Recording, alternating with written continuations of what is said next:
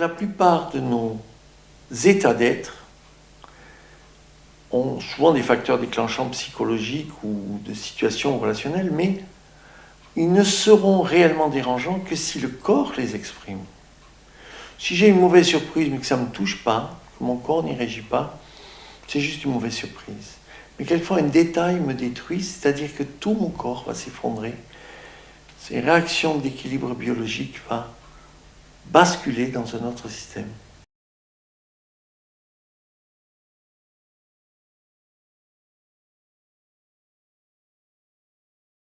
Quand une émotion émerge, il y a un cycle, un flux d'énergie, la personne exprime ou ne peut pas exprimer ce qu'elle a besoin de vivre. Et à ce moment-là, si l'expression n'est pas complète, tout ce qui a été mis en œuvre dans le corps pour pouvoir exprimer ou vivre l'émotion qui est là, eh bien, ça va rester en dépôt. Donc la théorie de base en biodynamique considère que ces résidus vont en fait s'encaisser l'un au-dessus de l'autre si rien ne se passe pour permettre à l'organisme une décharge complète de ces tensions-là. Gerda a parlé donc de cuirasse tissulaire, c'est-à-dire de dépôts successifs dans les tissus conjonctifs, dans tout ce qui entoure en fait les cellules dans le corps. Et ces dépôts en fait sont le résultat sont en fait des chimiostases qui sont le résultat d'émotions qui n'ont pas pu avoir un cycle complet de régulation.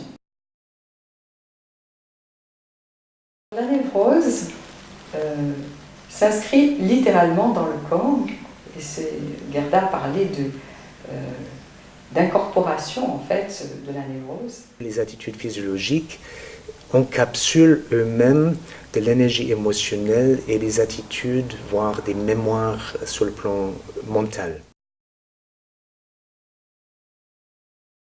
Psychopéristaltisme, ça me paraît être le mécanisme de régulation des charges énergétiques dans le corps.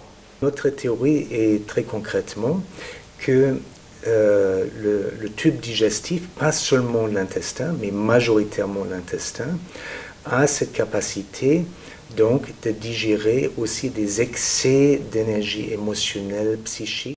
La paroi intestinale semble avoir une double fonction au-delà d'une digestion purement métabolique, physique, et que cette paroi en fait accumule des liquides, des fluides qui sont chargés d'énergie émotionnelle. Le conflit va être résolu somatiquement. Et c'est ça qui est absolument extraordinaire, c'est qu'il n'y a pas forcément le passage par le conscient. Parfois, d'évidence, ça se fait, mais ce n'est pas obligatoire que réémerge au conscient une situation passée pour qu'elle puisse être résolue. Cela peut se résoudre directement au niveau neurovégétatif.